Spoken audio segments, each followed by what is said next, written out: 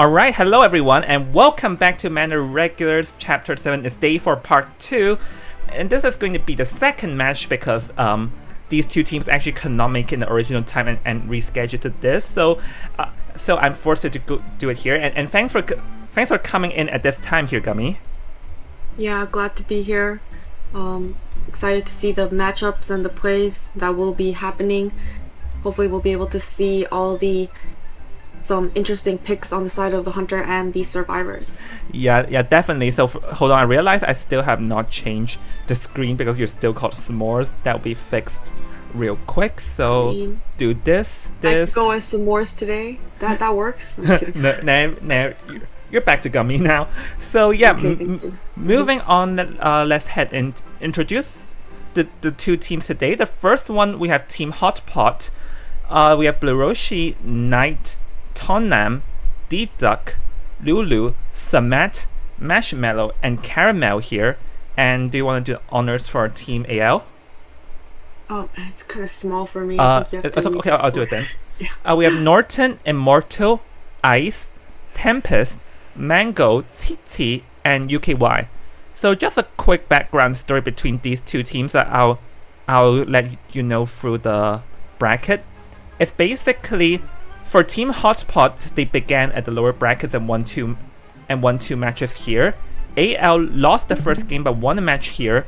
But basically for these two teams, they actually played off against each other in the qualifier stage, with Team AL winning. That is why, with Team AL winning, so that's why Hotpot began at the lowest bracket. So, but now we're back here where these two teams will be facing each other off once again in equal ground. So this will be very interesting to see, Gummy. Yeah, we can see if Hotpot will be able to exact their revenge on AL and actually get the win, or will AL continue to have victory over Hotpot. It's always interesting to see rematches on the side of teams, to see how much each side has improved and the things they've learned throughout the tournament.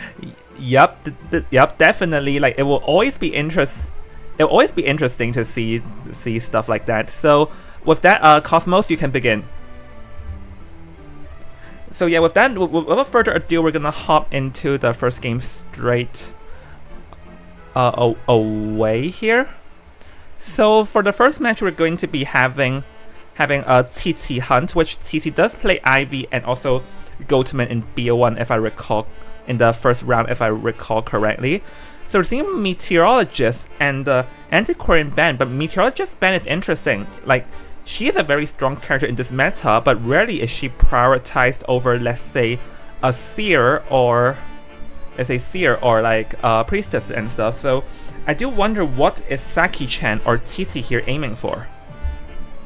I mean, Meteorologist does have a lot of mobility. It is a big map on Moonlit, so possibly he just wants to slow down the survivors, and she can really help with that rescue and pushing the hunter away when their survivors chaired, so maybe the hunter wants to avoid those kind of situations. He also banned Antiquarian, as you've mentioned. She can also harass and get the rescue, and it does look like he will be banning the Seer as our third survivor that is banned.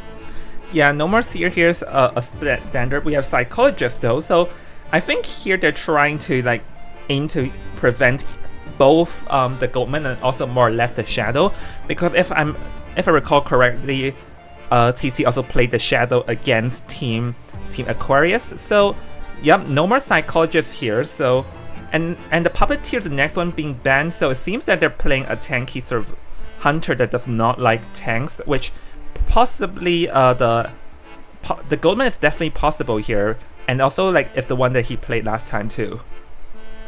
Right, and on the side of the survivors, in order to try to make up for those tanking hits, survivors that can tank a lot of hits, we do see the Gravekeeper and Professor and the Psychologist. They can take up to more hits if timed their items correctly, and we will have the Priestess on this big map, so that will really be helping the side of the survivors, going back and forth between the two halves of this big map.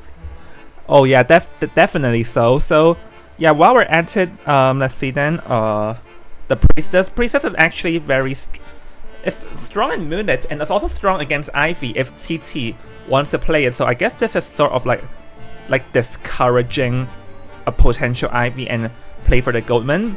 I mean, Goldman, the Priestess can sort of escape out of the Goldman cages if used correctly. So maybe we can see a potential Priestess portals coming into play.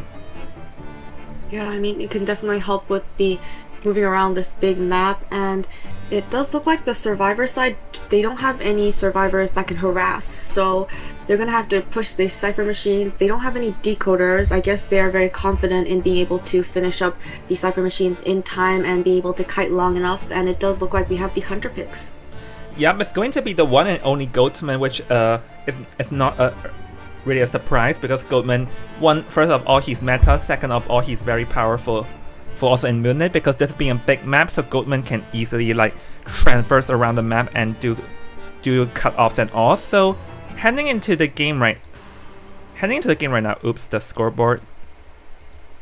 So heading into the game right now, we do see this is an interesting spawn, and leaving only one survivor at the other side of the map, and having the Gravekeeper spawn once. Oh, never mind, they're gonna change it back. So now that we're at it, like Professor is very strong against the Goatman spawning, but the thing is that the last stop is not a place where the Professor is strong at though. So we'll have to see how this one plays off, because it's likely that the Professor would take the first kite. Yeah, and it does look like the Goatman will be spawning in between the Professor and the Gravekeeper. Gravekeeper that can tank a lot of hits isn't the most ideal survivor, so it does look like Professor will be the first choice unless the Goatman decides to utilize his cage and head to the opposite side of the map. Yup, so with that being said, like Professor definitely need to make a run for it. Priestess and Psychologist probably just there to assist and all, but it'll definitely be highly dependent on how the Professor kites in the first round, because like the Professor's probably the best kiter amongst the team, and how well does he use his skills.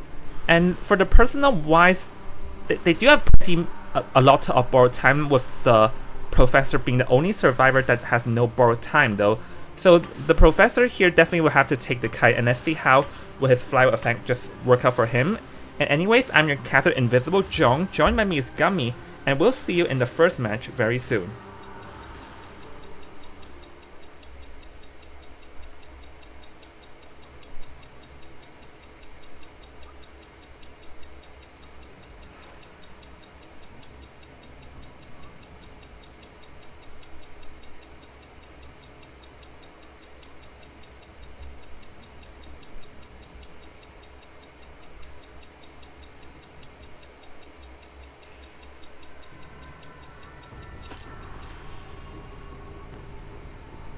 Yeah, and as we saw on the map, we will have the goatman spawning near third stop. Professor will most likely be kiting away since he was able to see the spawn selection points, and the hunter is making his way to the professor hiding behind this pallet and trying to buy more time for the side of his teammates. It looks like he will be hiding behind this area. Hunter will be setting up a cage right away, is able to avoid getting it. Oh, will be able to get the first hit onto the professor. Yeah, the professor, both of his hardening skills were used very too fast, and I think one thing we already seen a lot throughout this game is that this is really not a good place for the professor to carry. And oh, I think it seems to me the professor is lagging for a bit, but yeah, like they sort of did not cancel it. Paul, so that one is on them. Now we do see that the priestess and the gravekeeper are in the vicinity, but it's likely that that portal would get cleared. I mean, they probably want to use the portal to potentially go for like a long portal escape, but I don't think the Goldman will exactly let that one happen, because with the portal gone, and now the priestess is gonna get cut off pretty like long in the distance, and now even gravekeeper has the potential of getting hit. Oh, does not happen. So it's still after the professor though, but let's see, try and bait a flywheel or bait the scale. None of them go for the blink here, and there we have it. The professor will be on second chair soon, and this is only like one cipher in the game because the first down occurred like 50 seconds into the game, which is very, very fast. Yeah, I mean, they were able to buy a little more time with that tide turner, but as soon as tide turner runs out, he's going to be sitting on the chair for the second time. Survivors have healed back up, and they're getting ready for this rescue, but the only other survivor with tide turner is the professor, so it will be a rescue without the tide turner. We do see that gravekeeper is still waiting around and feeding tinnitus to this goatman.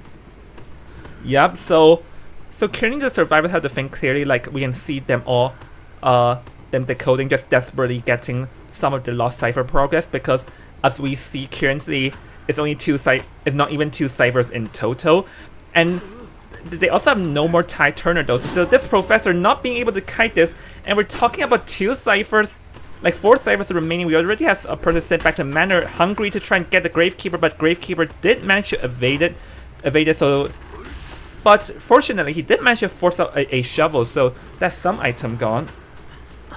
And Right, now, and like, it as the will yep, now the professor sent back to the Manor. Let's see who will be next chase, which might be the priestess.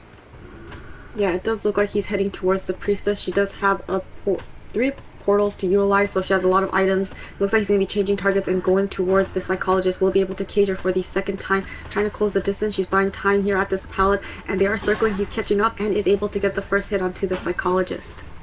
Yeah, fortunately for them, the psychologist can tank for a bit, but hearing the cyber program is still beyond enough. Oh my goodness, that's a very good cage, managing to also trap the window in this area. So, meaning the psychologist had nowhere to run, and now the psychologist is forced to play around these 2 short pallets, because the thing against a goatman is that you have to play around pallets, because running out and transitioning will likely backfire. So just going to wait out the empathy as the empathy drops, and misplaced the cage though, but fortunately there is a second cage, and there we have it. Psychologist will go down, and we are still missing a total of near 1 whole cipher. So this is still not looking good for the survivors, as they have no tide turner, and psychologist is unlikely to rebound kite. Yeah, it is looking a little challenging since there's only 2 cipher machines completed. It is the psychologist's first chair, and the priestess is already getting ready for that rescue, forcing the gravekeeper to do most of the decoding. But the hunter is trying to pressure that cipher machine, but he's not going to leave this chair because he does have tinnitus and is aware there's a survivor nearby. Yep, so priestess going to get hit here. Here's just a rescue, but psychologist unlikely to kite this one out. Yeah, and the thing is that the priestess is still in the vicinity though, so priestess is likely going to get pressure. Let's see, does he have a portal? Does have a portal, but she does not dare to use it, and yeah, going to be going down. And now we're talking about the ciphers are being beyond enough, as the psychologist will get second chair, and the gravekeeper, or rather the priestess, is also down as well too. I mean, they were able to finish up 3 cipher machines. The 4 cipher machines almost completed. During to heal up this priestess, hunter's not going to give them that opportunity. Is going to have to avoid the hunter by going into his shovel form and try to buy enough time for this priestess to get back up and get the rescue onto that psychologist. Yeah, and the gravekeeper cannot even really rescue here. Like, finally able to pull off the rescue though, but still you have to have the psychologist to survive, which you're not able to. So now the psychologist will also be sent back to the manor, and we're literally talking about there's still, even if they force that cipher open, we're still talking about one whole cipher behind, which is not good here. Yeah, and he's already able to down this priestess once again. She does still have self-heal available because she was healed by her teammate, but it looks like the psychologist will be going on the chair once again. Gravekeeper at half health. Things are looking very dangerous for the side of the survivors. Hunter's going to be able to set up that cage and try to down this Gravekeeper. Still has a lot of shovel left, so as long as he can avoid injury, he may buy some time for priestess to get back up. Yeah, I mean, he can buy time, but the thing is that they still have to start a new cipher from scratch, and now that Saki-chan knows that the priestess exit path has been exhausted, this is not gonna look good. And oh my, I just realized that portal is a very short portal from the priestess, but anyways, priestess gonna go down here, and the Gravekeeper is searching for items. I wonder if the Saki-chan have an idea where did the Gravekeeper went, but it's, from his routing here, it seems like he does have a rough idea though.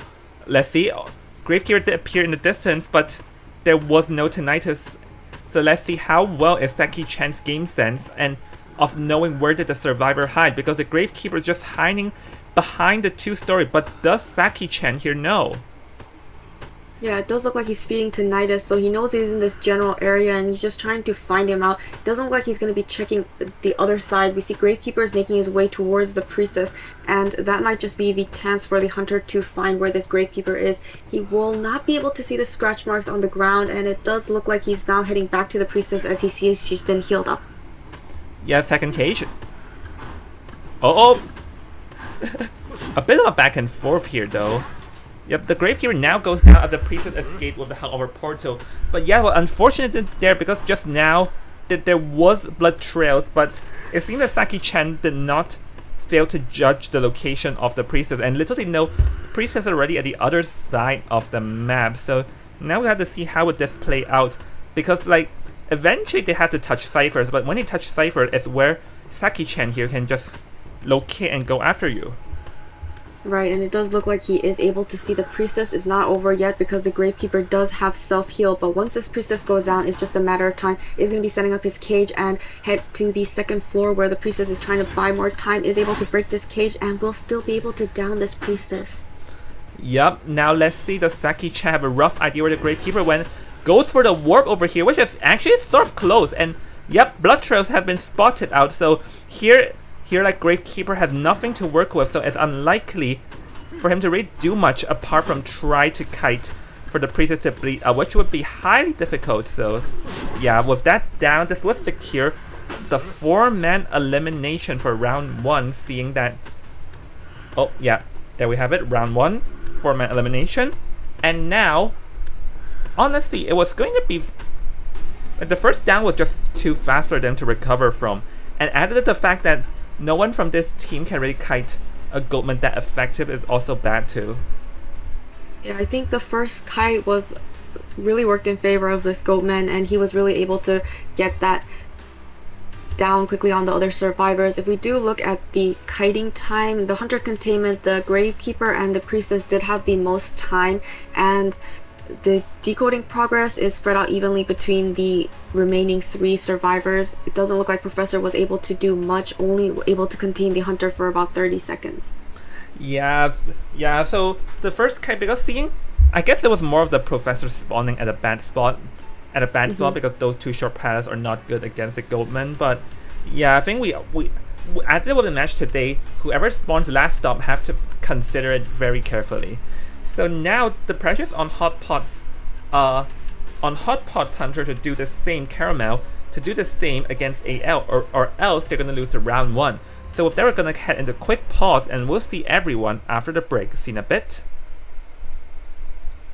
Now watch closely. I'm about to show you the greatest.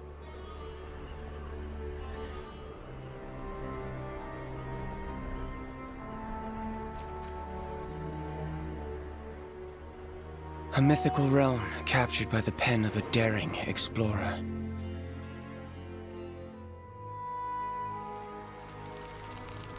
Like an eternal scroll buried deep within the golden sands.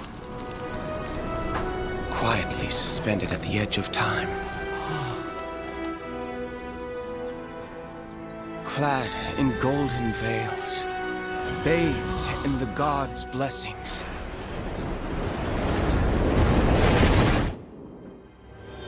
The feathers of Mott descend from the heavens, weighing the sins of departed souls. The field of reeds sways with the breeze. Their ancient hymns echoing through the ages.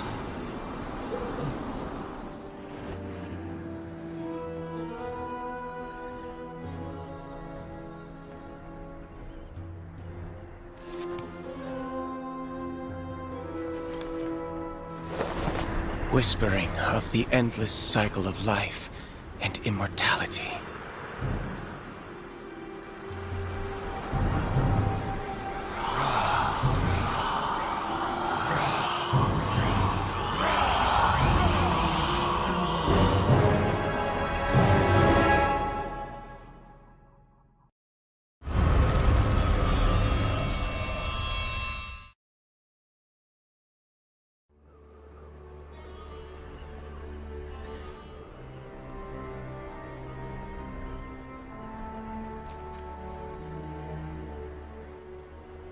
A mythical realm captured by the pen of a daring explorer.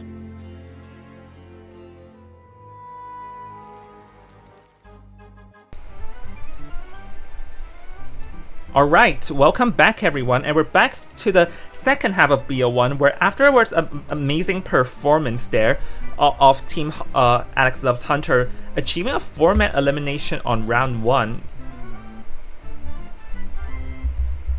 Now we're going to see the second half straight away, where it's going to be Hot Pot's Hunter to make the move. Yeah, you can, Cosmos, you can begin.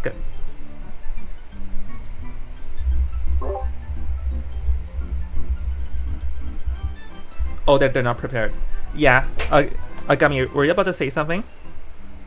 I mean, it is a big map, so the hunter does have more mobility. If he does end up going Goatman or Hullabaloo, he's a pretty fast hunter. Other Sangria is a very fast hunter. We can't see Ivy with her teleport, so there are still a lot of options for the hunter side. So hopefully he'll also be able to get that 4-man elimination for their team.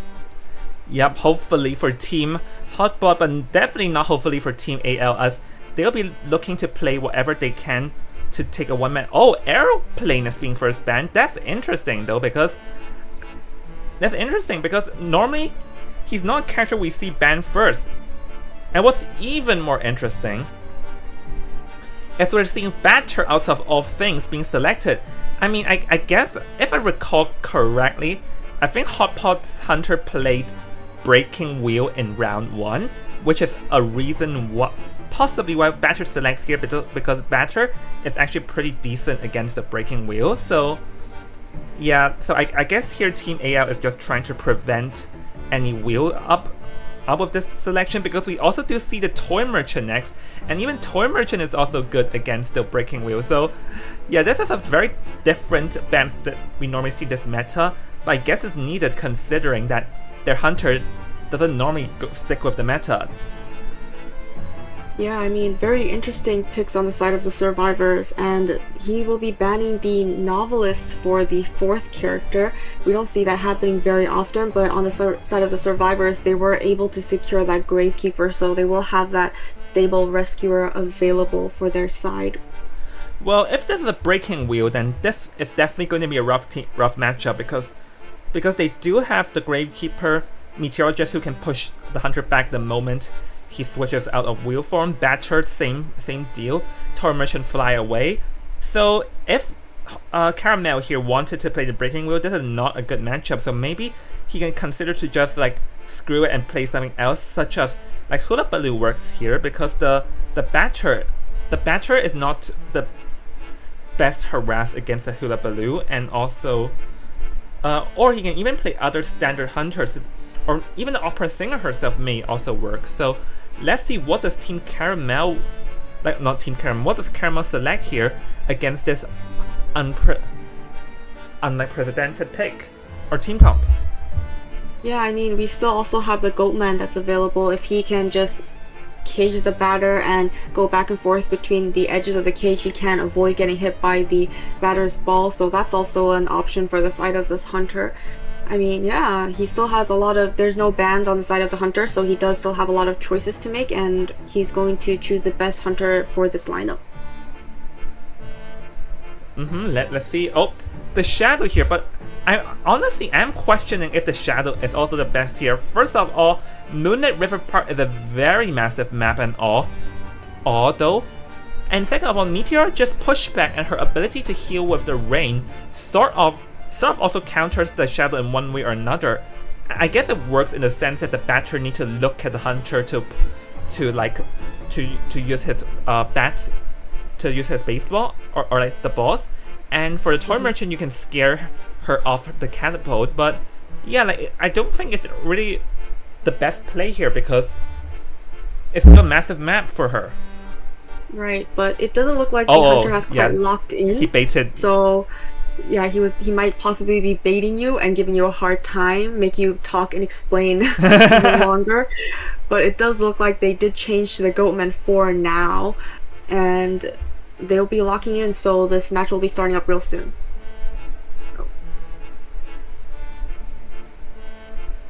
And it looks like we will be going to the areas where you pick your spawn points. Yep. Yeah. Sorry, I just needed to address something real quick. So. Yep. Yeah. Oh, look at this. We have free flywheel effects. Yes, flywheel very useful to avoid those injuries, that especially when the hunter catches up and he's in his cage. It does look like we have the normal spawns for the side of the survivors. Interestingly, the hunter will be spawning in between the gravekeeper and the batter, so if the batter can just buy enough time for the teammates, they will be able to at least get that one-man escape. Yes. So with this spawn though, because the batter is the one spawn, batter may take the kite.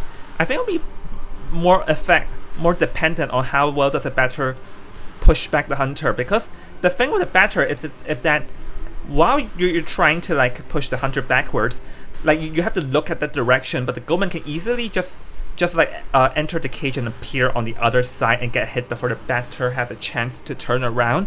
So this is really going to be highly dependent on how skilled Immortal is against the Goatman, like his experience and all, because an unexperienced batter can very well be caught off guard by the Goatman dancing, appearing right here and appearing right there. Yep, and we'll be getting started real soon. Yep, this is your caster Invisible Jung, and Gamia will see you into the game.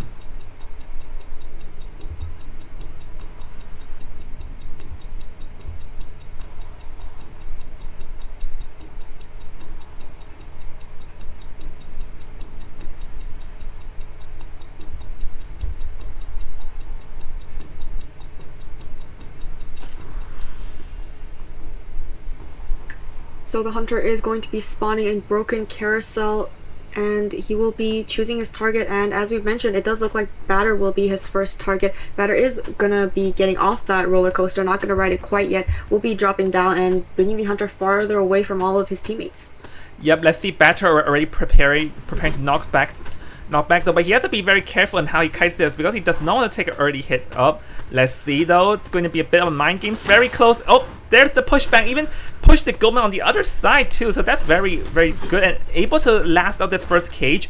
And the thing is that Immortal is still around this area, meaning that he can still try and pick up that ball. Let's see, does he? Nope, does not though, and runs towards the roller coaster, but I don't think he's able to get on it because the thing with Goatman is that he can just trap a cage and then push him off it. But oh, it seems that he knew that the fact that the Goatman had no resentment level over there, that's why he confidently rode on the roller coaster. And currently we're talking about 3 halves that are being done already, and he's still in no danger of being go down, and he also still have 2 balls to work with though, so let's see how this work out. Yeah, the hunter is struggling to get another hit onto this batter, and as soon as he gets closer, he is able to stun this hunter and transition away, outlasting that cage once again. Now he's transitioning back up the stairs, and Hunter's going to be setting up another cage. Oh, it seems that the hunter got lost over there for a split second though, so let's see. Able to get it down, but in what cost? Because the batter already did near 3 ciphers, like it's already he kites out near 3 ciphers. I was talking before the match, unexperienced batter can get blindsided, but I think for Caramel he did not exactly try to like mind game the hunter by appearing behind him, like he was always walking in a straight line, and that is just giving a batter a free hit backwards. So now this is looking to shaping up be a minimum attack and maybe a free man escape here. So let's see though. After like here looking to try and like delay overhead, but it's unlikely. And the rescue goes off and the Gravekeeper did not take any damage, which actually means that the Gravekeeper can go and rescue once again. And this is not looking good for Caramel at all, because here like the Gravekeeper can finish up that cipher. The Toy Merchant and the Meteorologist don't need to leave their ciphers to begin with, so the ciphers are going to be very fast, and this is highly likely going to be a format endgame, Gummy. Yeah, I mean, he was finally able to down this batter, but we have 3 Cypher Machines completed and over 50% on the last 2 Cypher Machines. Gravekeeper at full health with another shovel ready to go for that rescue once again. But it looks like the Hunter trying to pressure the Cypher Machine by cheering near the Meteorologist, so that is going to buy him a little more time. Yep, so going to go over Abnormal here, which is pretty much needed. But the thing is that the Gravekeeper can try to body block after rescuing, so that's it. Like we can see the Gravekeeper is running. Oh, goes for the backstep here, but unfortunately for the survivor is able to get that hit.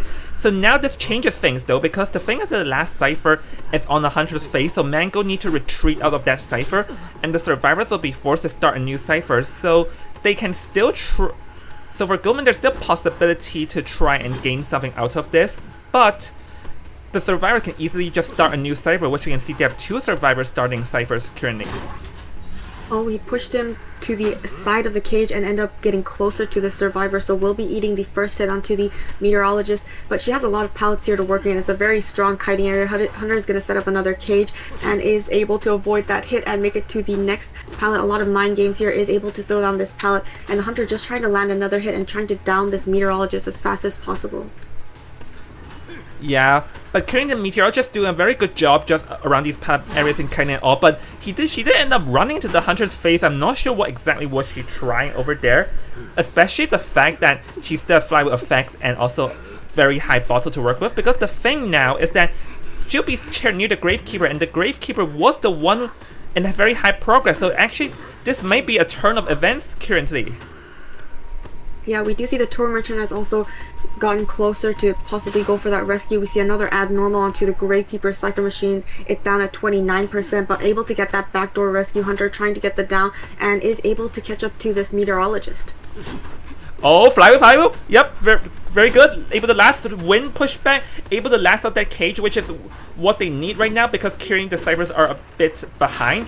And I'm just laughing at the fact that there are 2 Toy Merchant catapults here. But that catapult actually was not that effective as they didn't really manage to gain distance. And Caramel will be choosing to go after the Toy Merchant cipher, but we can see that the cipher at the first stop is also being touched right now. And I think the survivors should be trying to decode the cipher rather than healing, because it's unlikely for this Toy Merchant to last. Yeah, I mean, we do see that they just need to prime up that last Cypher Machine, but the Hunter utilized Abnormal incredibly well and slowing down the Cypher progress. Hunter's going to be breaking this remaining catapult. Now Toy Merchant and Meteorologist, Gravekeeper all at half health, and the Hunter is looking for a new target. They are trying to force that save, isn't able to heal up, and the Hunter is back onto this Meteorologist and is able to down her once again. Yeah, the fortunate news for the survivor is that carrying the Goatman is relatively low at resentment level. This means that he can no longer go to harass that cipher, so the ciphers would be enough. And because every survivor here has borrowed time, so this means that everyone is going to get back up and goes for the pushback here, goes for the swing. Does not choose to pop, maybe want to wait for the survivors to get closer towards the gate. But let's see though, the survivors definitely will want to save their items up. I think they're trying for the Gravekeeper to last long enough for the Meteorologist to touch the gate. But now that he goes down, they must pop. And because Caramel no longer has borrowed time, or rather has a trump card to work with, it's very hard for him to go and stop that gate unless he can bring this Gravekeeper down fast. But he currently is very low in resentment level, so it's likely for the Gravekeeper to last out quite amounts of time. Yeah, we see the 2 survivors are going to the opposite exit gate, and he is buying a lot of time, but it's just a matter of time. He is able to finally down this Gravekeeper. Is the Hunter going to chair him or quickly teleport? It does look like he's going to be picking him up. The exit gate is almost open. They just need one man, but it looks like it might be a two-man escape. The exit gate is now open. Hunter has one cage available with that resentment. It is building up, but the survivors look like they're going to arrive to the exit gate before him.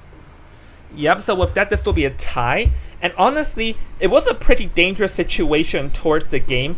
Like at the middle game when the last two ciphers are all nearby and almost everyone are injured. But in the end, like, the Hunter committed a bit too long onto the toy I think it was a toy merchant, I sort of forgot. And that just gave enough room for the survivors to finish the ciphers at the far end.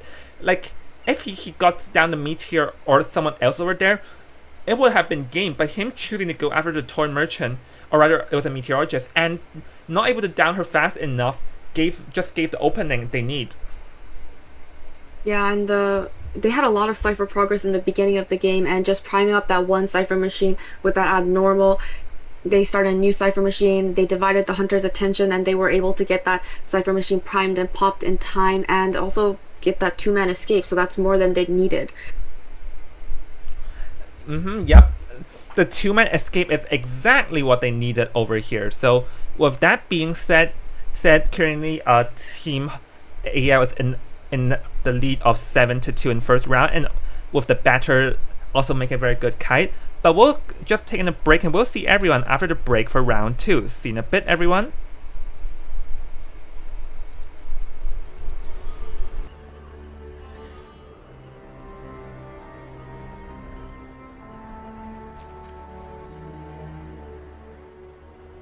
A mythical realm captured by the pen of a daring explorer.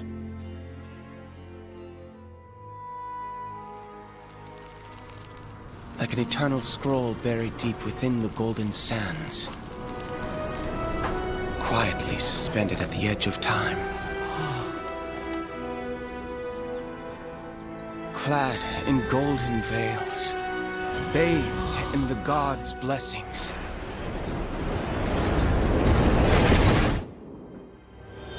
The feathers of Mott descend from the heavens,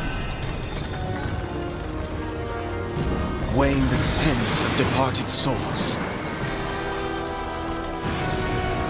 The field of reeds sways with the breeze.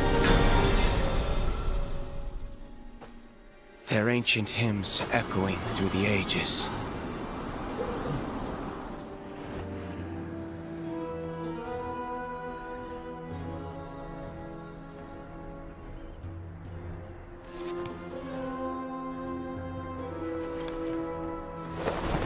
Whispering of the endless cycle of life and immortality.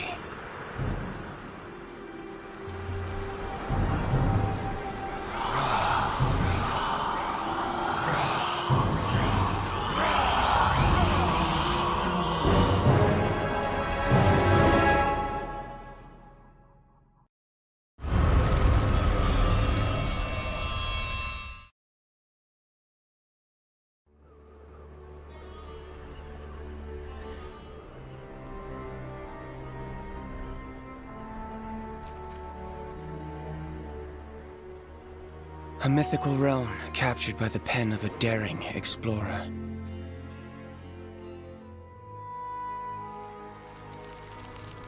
Like an eternal scroll buried deep within the golden sands. Quietly suspended at the edge of time. Clad in golden veils. Bathed in the gods' blessings.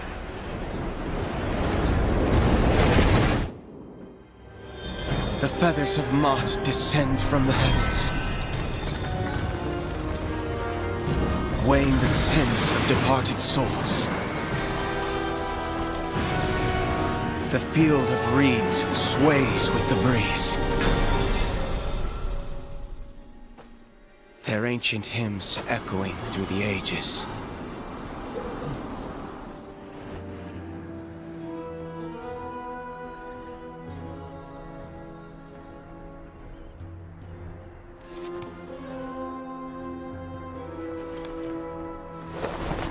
whispering of the endless cycle of life and immortality.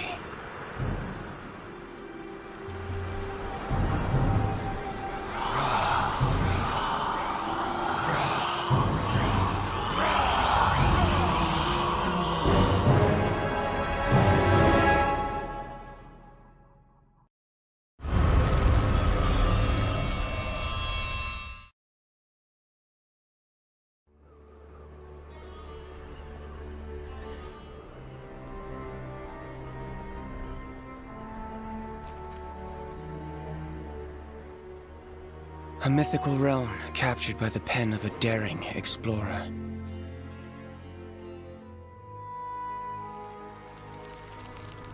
Like an eternal scroll buried deep within the golden sands. Quietly suspended at the edge of time. Clad in golden veils. Bathed in the gods' blessings.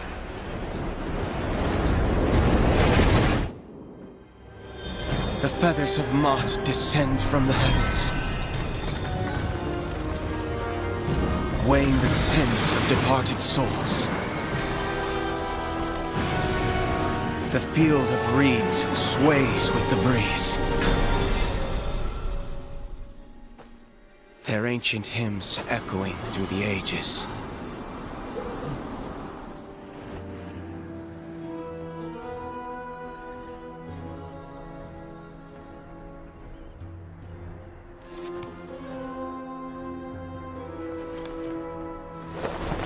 Whispering of the endless cycle of life and immortality.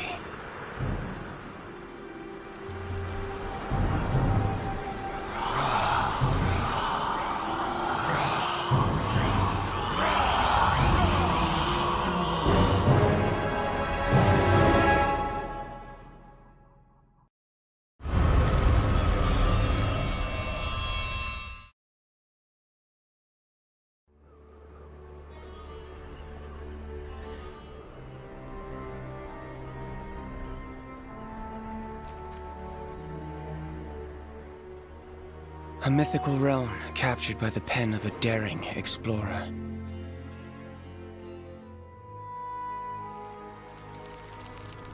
Like an eternal scroll buried deep within the golden sands. Quietly suspended at the edge of time. Clad in golden veils. Bathed in the gods' blessings.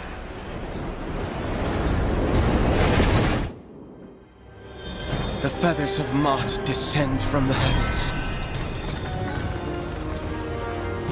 weighing the sins of departed souls. The field of reeds sways with the breeze. Their ancient hymns echoing through the ages.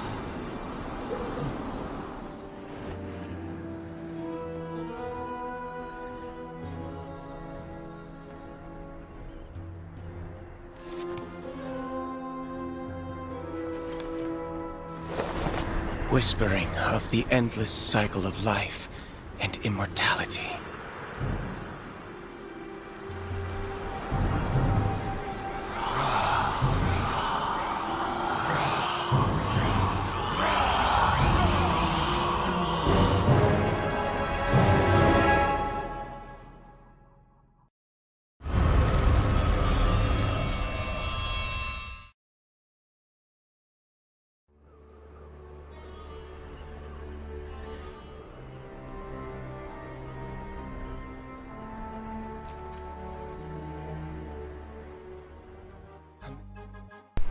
Alright, we're back everyone. So just a recap for round number 1, it was a winning for round number 1.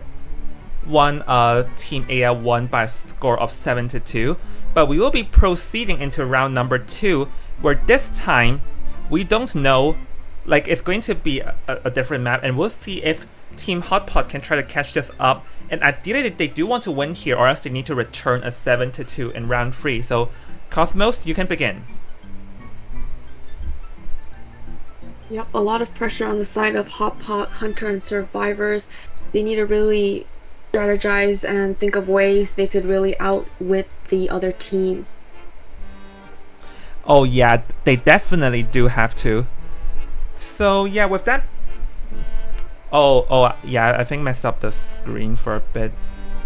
All good, all good. So basically, we do have the seer. Wait, we have the seer and the antiquarian being the first two banned here. Yep, and we have the global ban on the Goatman, and we also have That's wrong. The global ban is Gravekeeper, Psychologist, and Professor. That's wrong. Oh, I was talking about the Hunter. Oh yeah. Sorry, my bad. Goatman. Okay. Yeah, I just Right, want to and remind you then- that the Survivor global ban is wrong. Oh, okay.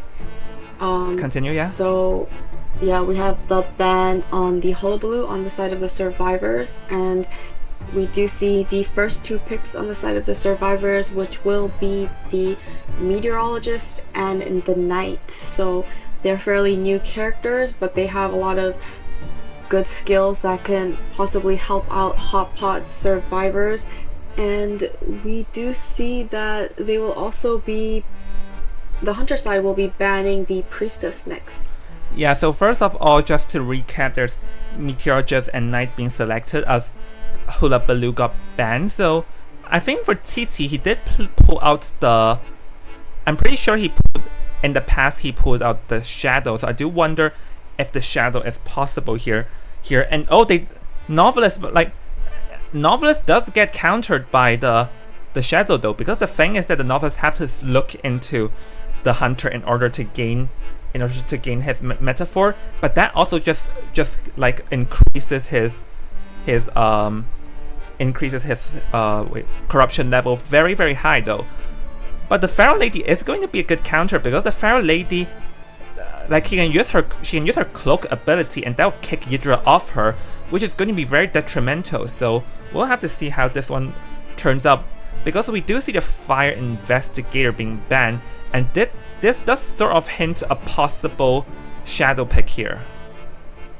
Yeah, we did see the Fire Investigator's inflatable airbag can't stop the ghost from actually going through like she normally does. She can usually just go through the windows, but if that ball is blocking the entrance, she can't even break the ball. So in that sense, yes, Fire Investigator does counter Ivy quite well.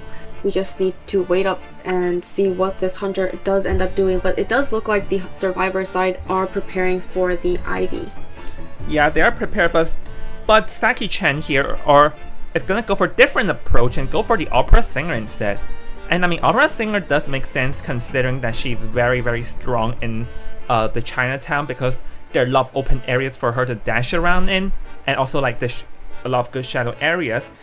So the pressure is actually more on the Survivors now, because the Survivors team comp does work, but like it's not the worst, but not the best either against the opera singer. And this is the opera singer's playground, and they also sort of need to win this round, or like want to gain back points in this round, or else this would be bad for them. Yeah, and if we look at the persona for the Survivor side, every single one of the Survivors have Flywheel and Borrowed Time. It's an all or nothing build. They're trying to get the most Survivors out to help out their Hunter. We'll see how this works out against the Opera. Timing your Flywheel might be a little challenging since Opera does move very quickly. Yeah, definitely. So with that being said though, like Meteorologist definitely will be taking the first kite here, but like for Flywheel effects, I don't know if that's the best personal choice here, because Opera Singer Flywheel effect is not that effective. You want broken windows, but they have none of them, so this is not looking good for them. Yeah, I mean, one thing that works in favor of the Survivors is the Pharaoh Lady is far away from Opera Singer. If she was the first chase, that could have been a possible hindrance to the side of the Survivors, which means like they won't be able to get that decoding. But now that she has that distance, she can transition away if she needs to and hide and be able to get that cipher progress up and running for the side of the Survivors.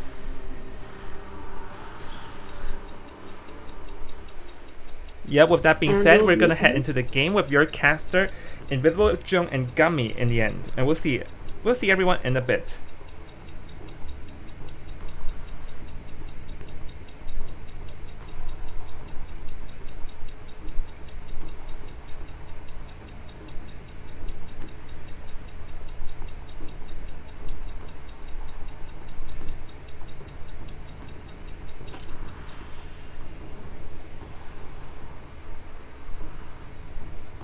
And we have the opera singer spawning inside of the mini bridge building. It does look like she's making her way towards Lick, who is the meteorologist.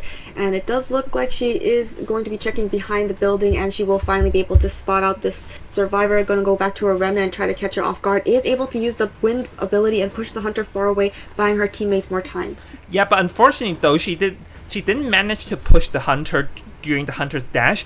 This means that the hunter can just instantly continue to shadow dash back, so that pushback was actually not that effective. Going to be using the next shadow here to go, or rather the next target go for, but watch for drop down. Ooh, barely evaded that. That could have been a disaster. And now we're taking the first hit, but that's relatively early in the game though, because we're still only one cipher in total. And one thing to notice is that the hunter did brought excitement here, so maybe they're trying to prevent or counter like the novice swap and stuff, but that does mean that he has no blink to try to get the blink down hit here.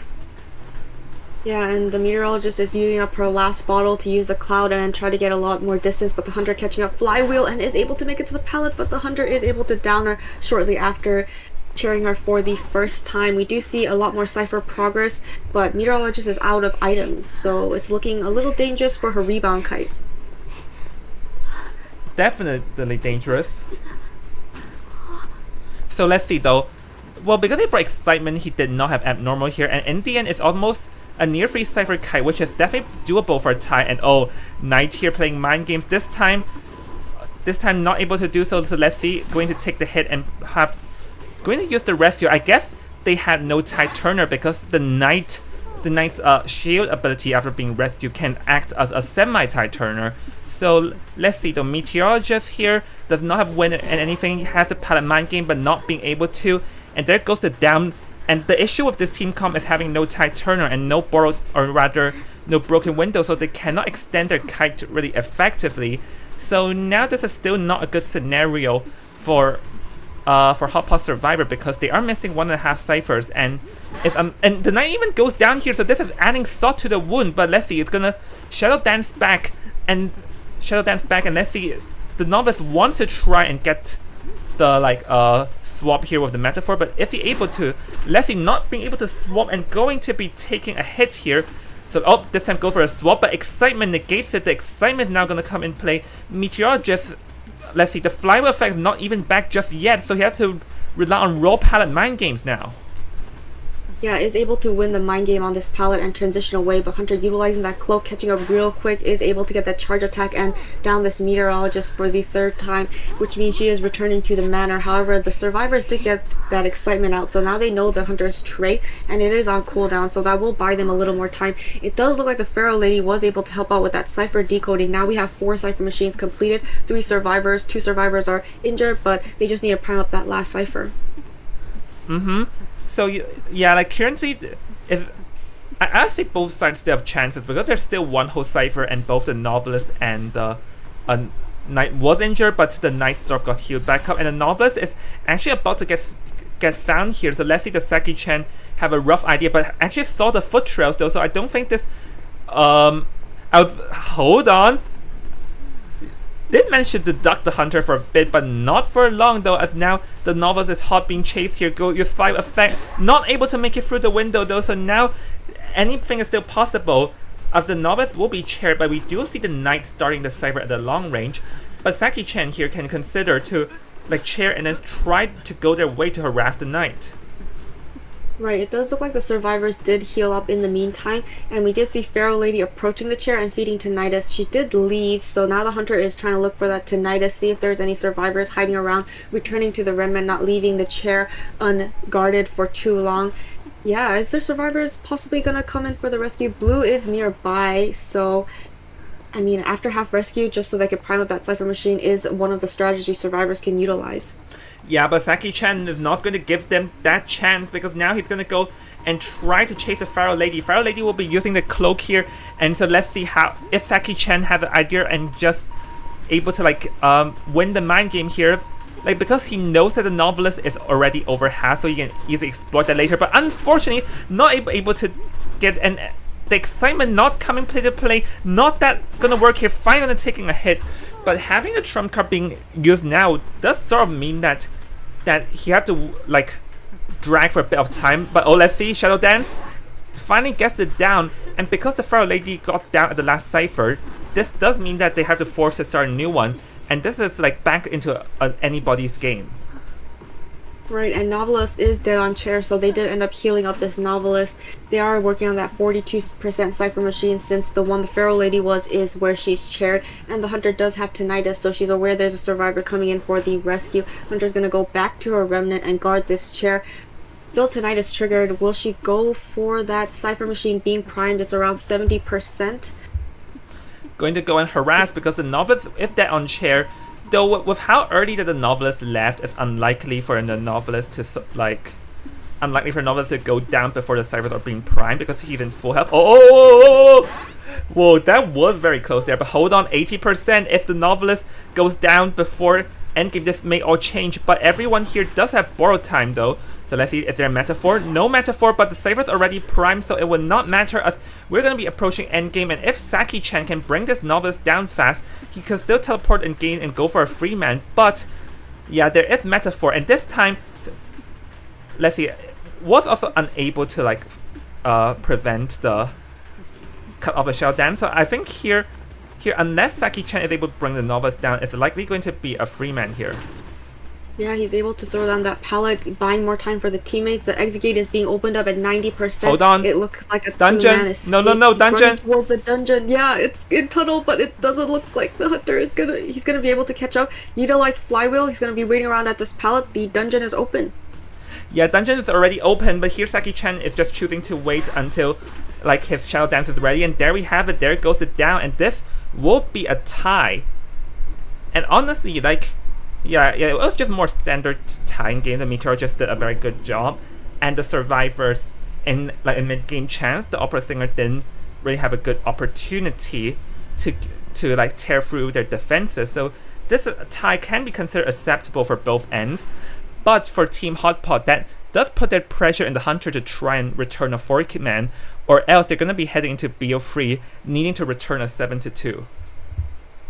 Right, and so if we do look at the Cypher progress, we do see that the Pharaoh Lady did get the most Cypher progress, which was really good for the side of the survivors, and she also bought a lot of time when she went and utilized her invisible cloak. And on the side of the survivors, it does look like Meteorologist was able to kite the longest. Alright, with that we're going to take in a quick break, and we'll see everyone after the break in BO2 second half, in what may or may not be the last game. See in a bit, everyone.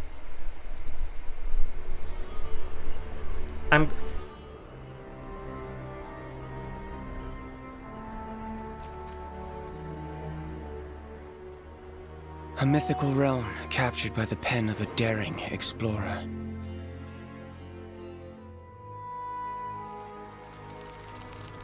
Like an eternal scroll buried deep within the golden sands. Quietly suspended at the edge of time. Clad in golden veils, bathed in the gods' blessings.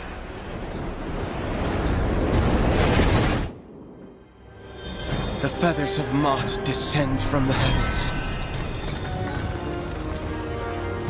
weighing the sins of departed souls.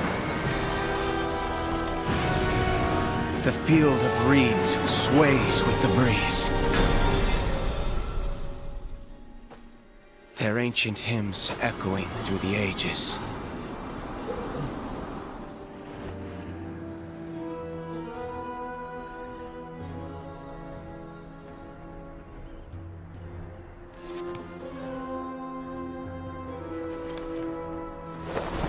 Whispering of the endless cycle of life and immortality.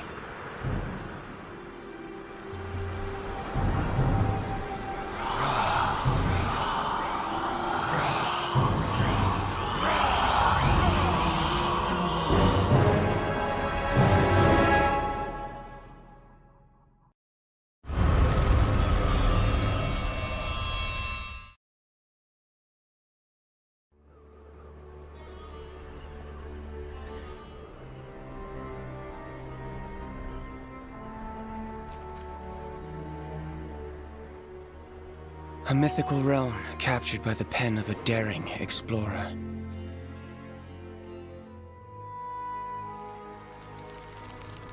Like an eternal scroll buried deep within the golden sands. Quietly suspended at the edge of time. Clad in golden veils. Bathed in the gods' blessings.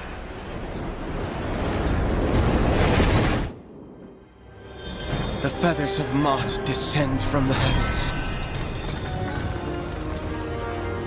weighing the sins of departed souls.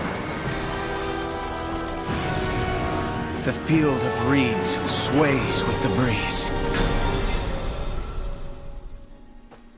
Their ancient hymns echoing through the ages.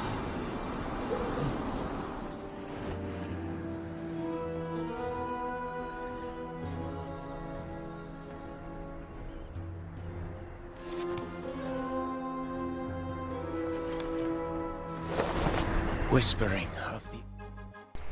Alright, welcome back everyone. So, just a quick recap on the score so far. After it was a 2-2, this means that here if AL Survivor manage a Freeman escape, it will be over. And for Team Hot Pot, they'll aim for at least a tie. And if possible, a Freeman escape, because a Freeman elimination. Because if they do get a Freeman elimination, it would be over on spot instantly. So with that being said, let's, with a further ado, Cosmos, you can begin.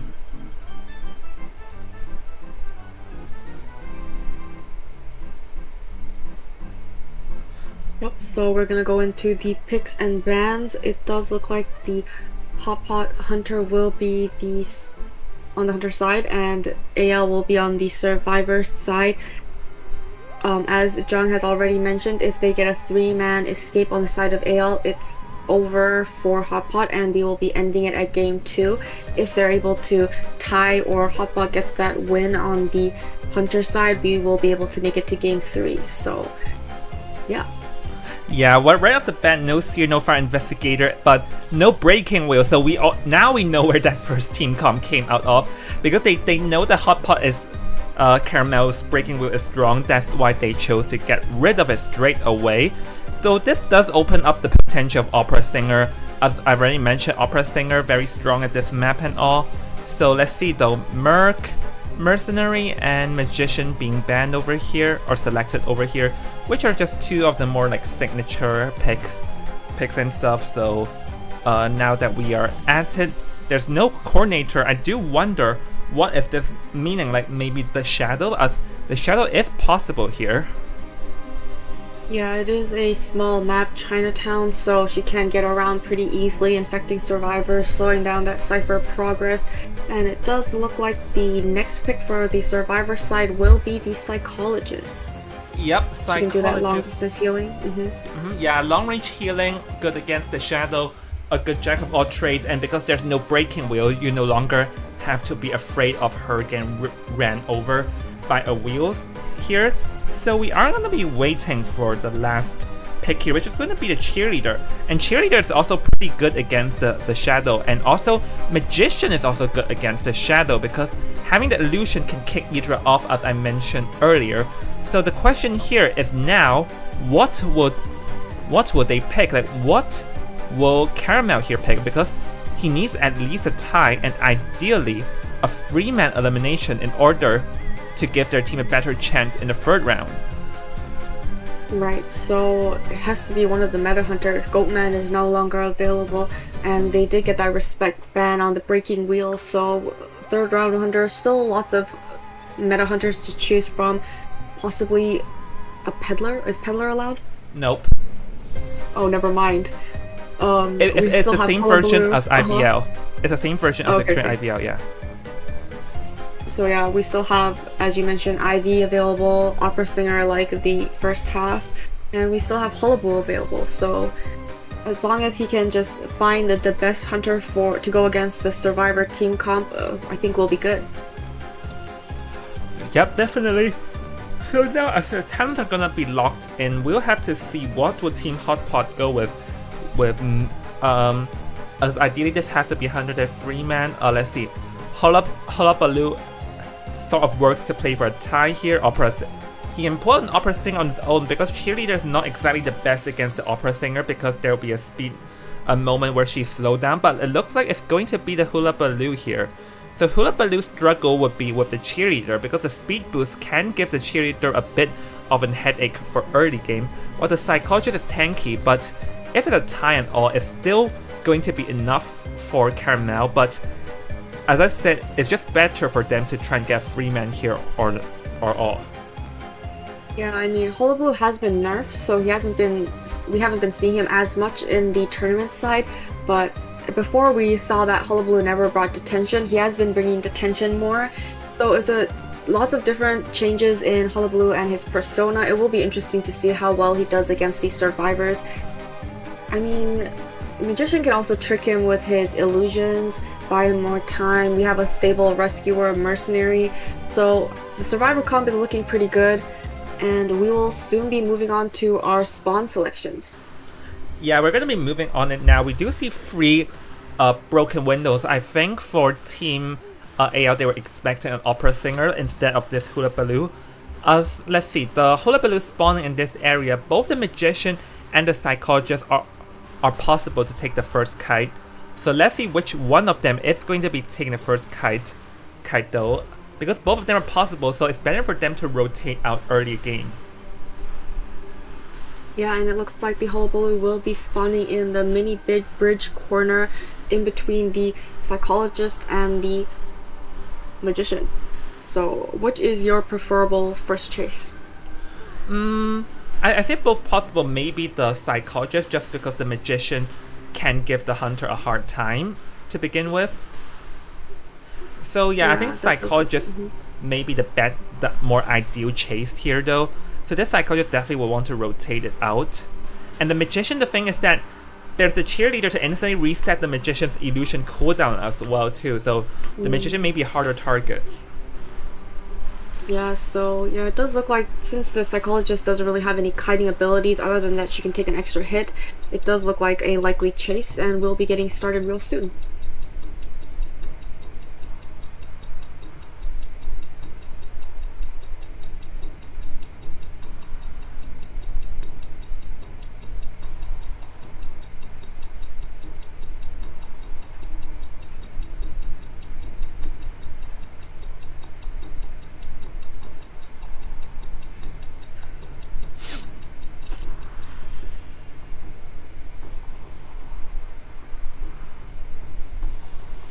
And the Hunter has spawned in the corner mini bridge, and it looks like, as you've mentioned, he's going towards Norton, who is the Psychologist.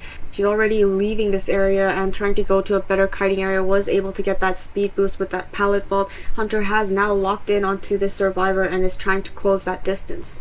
Yeah, Psychologist Crane does have a considerable distance, but will not be long before he enters the double surprise range here though. So let's see, going to loop around the hotel, or rather not going to go up the 2-story, gonna be running outside, which is an interesting route because in this route he's going to be more out in the open with no palace at all. But always seems like Caramel lost sight of the Psychologist for a split second, did allow the Psychologist to like extend out the kite a bit, and Psychologist will be just vaulting through the window, take the speed boost, and dash into the 2-story, which is going to be one of the strongest kiting areas in this map. Yeah, and is able to get the black bomb onto her so far, but is going to be utilizing warp. Oh, gonna go right past that pallet, but she already dropped down. Now she's making her way back inside of hotel. Is able to get that vault, but the red ball does register onto the Psychologist. I mean, the warp can sort of shrink a bit of a distance, but here, like, it's already near 2 ciphers before the Psychologist even took the first kite, or rather the first hit. So that's definitely not the start ideally they want to do. So let's see. Able to duck the first one, not able to evade the second one though.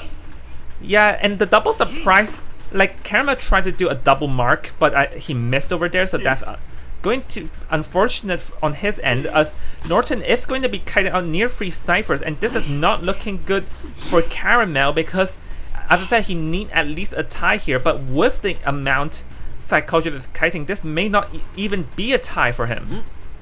Yeah, she's buying so much time. She just needs to land the Oh, black bomb onto her, is able to avoid the black bomb, and is hiding behind this pallet. She's out in the open, and it does look like he's finally able to down the psychologist. But as you mentioned, we already have 3 cipher machines completed and already progress on the last 2 cipher machine. yeah, yeah. All they need is for the mercenary to rescue, and everything's all good. And this is not even like the first game, because in the first game he had abnormal to kick the cipher away, but here he does not have, because Kearney is in cooldown. He brought the tension, so mercenary in the outer range. But I feel like the mercenary could have charged in earlier a bit. But the fortunate news is that the mercenary, even if he takes the terror shot, he can still pull off the rescue, which he didn't even take it though.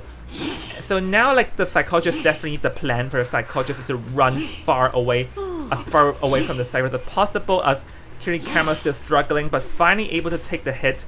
And we can see that the last cipher is already around 70%, so Caramel, knowing that his cipher is behind, going to charge after Mango's cheerleader here, as he knows he cannot continue to harass, or rather to like play standard. But now the cheerleader has no fright marks on her, can safely vault the pallet and just loop around here for a long time. Yeah, is able to finally land that white bomb onto her. She's going to be dropping down here.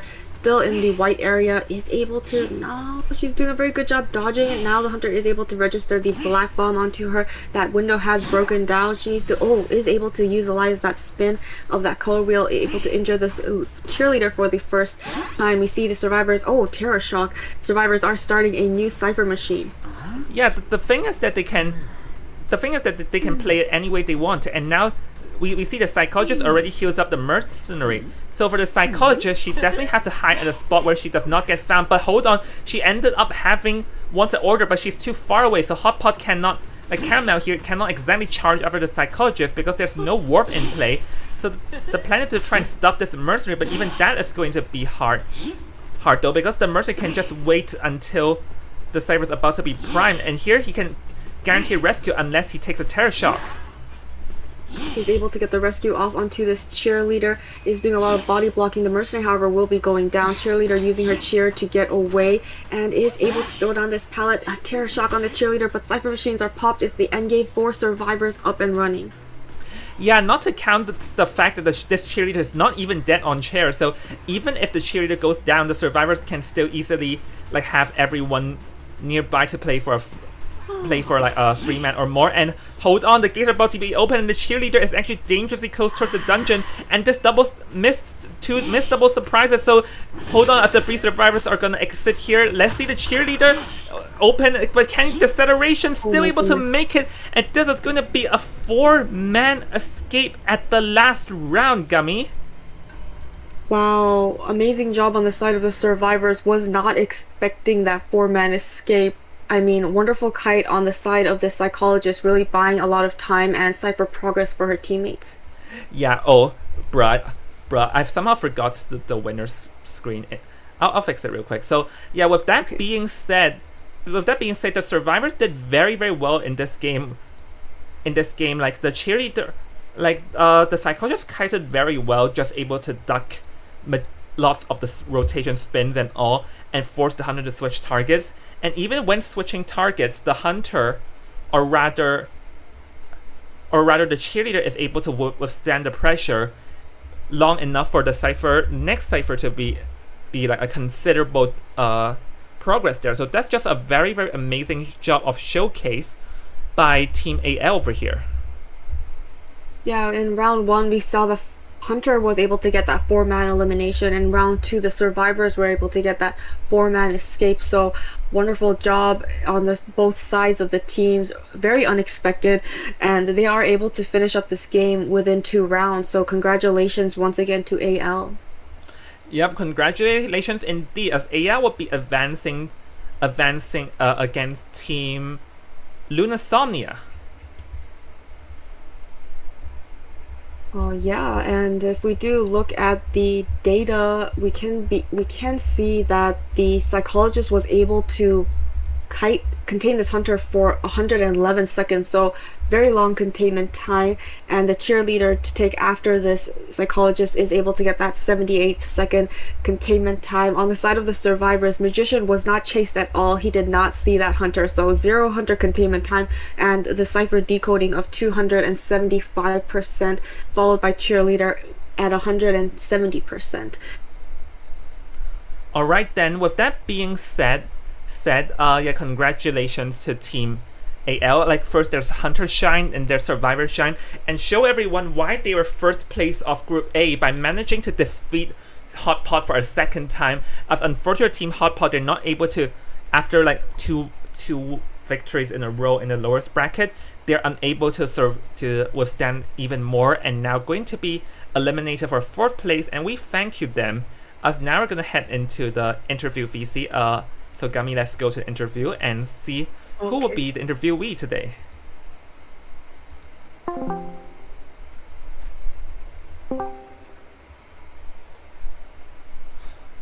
Yep, just waiting for our interview. Yep, waiting for a bit.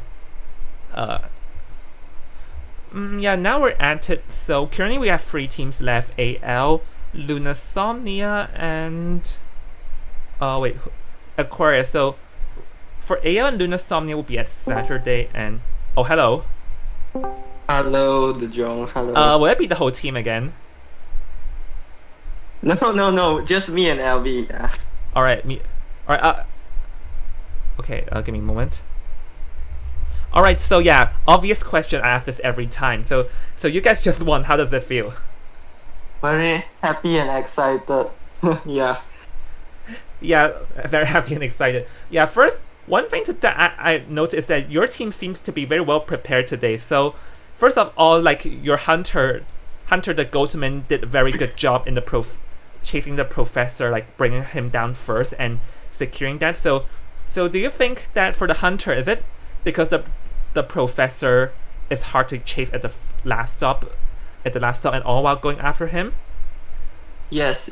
Because we do a lot of training on how to kite the Goatman and also Hula Baloo. Because that time when we lost against AR, we find out that we still have a lot of things have to improve. So our team is actually training how to make Goatman to chase against things like that. Of course, Professor also in our list. So I tell him how to chase the Professor, and we already train a lot. So when he go to the match, I think he already have more confidence to get down the Professor faster. Yeah. Oh, I see. And one thing to note is that in the first round, second half, your team chose a very interesting team comp with the Batter and also the Meteorologist and all. Like back then I was spectating was because Caramel plays Breaking Wheel. That's why you selected this comp, because Wheel is not good against it and it can work against Goldman. So can you confirm if that's true? Like you're thinking Breaking Wheel? Actually, we think he will pick Breaking Wheel, but when it come out Goldman, we also didn't think of it.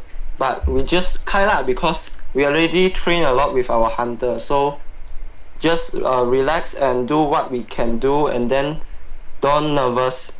Yeah, try to get a tie, because our Hunter already did a very good job. So we just make sure we won't get 3 or 4 kills. Then we can get the first big point for our team. Yeah, and also it was very also honestly for that game it also got a bit dangerous, because we do see there was a split moment where we have multiple people injured and the last 2 ciphers are sort of nearby and in harassing range. So when the Hunter stopped the abnormal, so want to guide us through what were the like thoughts of how to secure the tie, because I felt I could have gone south for you at the middle. Yeah. At the moment, we just try to tell everyone who is injured, just try to get away from the Hunter first. And then we quickly go and open a new cipher, because we know the Hunter will camp the cipher for sure. So just make sure we have a new cipher to make the Hunter struggle, and we can pop the cipher in our plan lah. Yeah. Yep. So yeah, finally for because onto the last game, like the one where your four escaped just now. Like, one thing to note is that the cheerleader managed to last. Not the cheerleader. The psychologist. I think it was LB. Norton is you, right? Yeah. I'm the psychologist. Yeah. So I want to talk us through, like, since you mentioned just now you did a lot of training against Hula Baloo, so that's why we saw how well you did ducking all those swabs, right? Yeah. Just try to avoid getting